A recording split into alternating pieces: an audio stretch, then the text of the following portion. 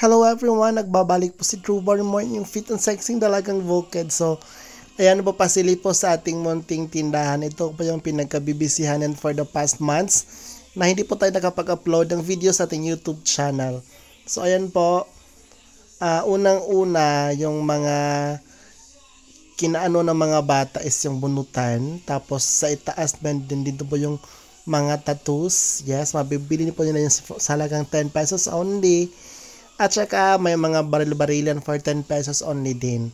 Tapos pasukin natin yung loob ng may ano pa dito yung piso wifi natin. So nilagay natin ito sa baba para accessible sa mga tao. Tapos pumasok na po tayo sa loob. So ayan po, supposedly this toy shop ay ano po, may mga computer units po tayo dito sa loob. But since hindi pa siya dumating, so ito lang po muna. May mga pagkain din tayo dito, mga candies, mga ice cream cones, mga laruan dyan for 30 pesos only. Tapos may mga ball pens, may mga yan, mga lollipops din. Yan, mga pencils at saka yan, mga set ng pencils. Tapos wala pa tayong school supplies. Gusto ko sanang mag-display ng school supplies for the next week kasi malapit tayong pasukan pero parang hindi napasok sa budget po natin. So, ayan po, mura lang pong mga laruan yan. Sa halagang 5 pesos po, mabibili na po natin yan. 5 to 8 pesos. Ayun, may mga 8 pesos, mga gagamba, mga dino eggs, mga growing dinosaurs. Yan. So, itaas naman, yung mga laruan na yan, mabibili nila for 50 pesos only. May extrang bunutan pa rin tayo dito sa gilid. Yes, may mga chess, may mga suklay at sa mga salamin. So, dyan sa gilid naman, yan po yung loob po ng ating piso wifi. Tapos, sa gilid, yan po yung ating munting Santo Niño. Yes, because my mother is a devotee of Señor Santo Niño. So, yun dyan kayo inilagay ko dyan sa loob. Tapos, yan po yung view sa labas. Tingnan nyo yung kalsada is, very maganda na po. Tapos, may mga pa dito tayo, mga materials po tayo dito kasi plano kong extend ng another space dun sa gilid. Yung motor choco. Wala na tayong parking area kasi yung gilid nito, yan yung close. May nag-rent po dyan. Ukay-ukay po. So, pinaparintahan natin para sure po yung balik po sa atin. So, ayan, gumagawa na po ng tatay ng another extension kasi may gustong mag-rent din dyan, karinderya. So, ginawa namin ng isang space lang po muna, tapos afterwards, gawa naman po kami ng uli ng isa dito kasi may barbershop na naman na gustong mag-rent din. Kasi mura lang po yung rentahan dito.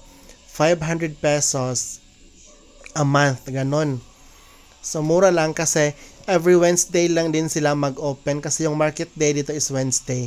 So, sa likod ay may malaking space pa sa likod. Ayan. Tapos, pinahukay ko yan kahapon. Tapos, sa itaas may mga kahoy-kahoy naman dyan sa itaas. Guyaban, no? Tapos, ito, parang lucky tree yan. Halaman ko yan before. Tapos, nilagay ng kuya dyan sa tapos lumaki. So, sa front, malaki pa din yung space. Hopefully, masimento natin yan dyan para hindi na maging maputik pag umuulan. So, yung daan namin, galing na po yan sa highway. Ganyan na talaga. Very, sementado na po. So, pag may mga sasakyan, hindi na talaga mahihirapan pa sa kalisod. Char. Aabot na talaga sa bahay namin kasi sementado na talaga yan. Yes. Pag may auto, may multi-cabs, grabe na talaga. Kahit taxi, bao-bao. So, ayan po yung front, yung bahay ko sa itaas. Ayan po, makikita ninyo. Tapos, yan po yung pinahukay ko kahapon. Sa halagang 1,500 pesos. So, pwede na yung pagtayuan ng dalawang space. Pero sa ngayon, yung pinapamalingki ko is good for one space lang po muna. Kasi medyo malaki din yung budget. Kasi yung na spend ko is almost 13,000. So, may marami pang kulang-kulang pa ng kahoy. Tapos, wala pang din yung panghaligi din. So, paunti-unti lang. Kasi plano ko, makagawa tayo ng mga 6 siguro. So, i-divide na, i-times natin 500 times 6. So, may 3,000 tayo na papasok every month. Wala na magbibigay sa atin yan. So, parang investment na din kasi hindi naman yan masisira kaagad. Tapos, mapagkakitaan mo naman. Kahit hindi mo siya mababawi agad-agad, but in the long run, is babalik po lahat yung mga na-invest po natin. Iwan ko bakit naging business minded po tayo sa year 2025. Hindi ko naman iniisip to. Pero yung kasi, yung wifi connection ko, yung nagkakabit, kasi marami siyang computer unit. So sabi niya sa akin, maglagay po tayo ng dyan, ng computers.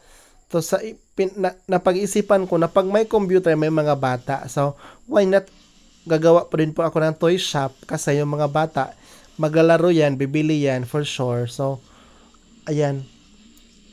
Kaya, mga na siguro yan 2 weeks kasi May 8 ako nag-open ng toy shop ko. Iniisip ko kasi dumating kaagad yung computers. Pero hanggang ngayon, hindi pa din dumating yung computers. Ang dami ko nang nabili ng mga toys.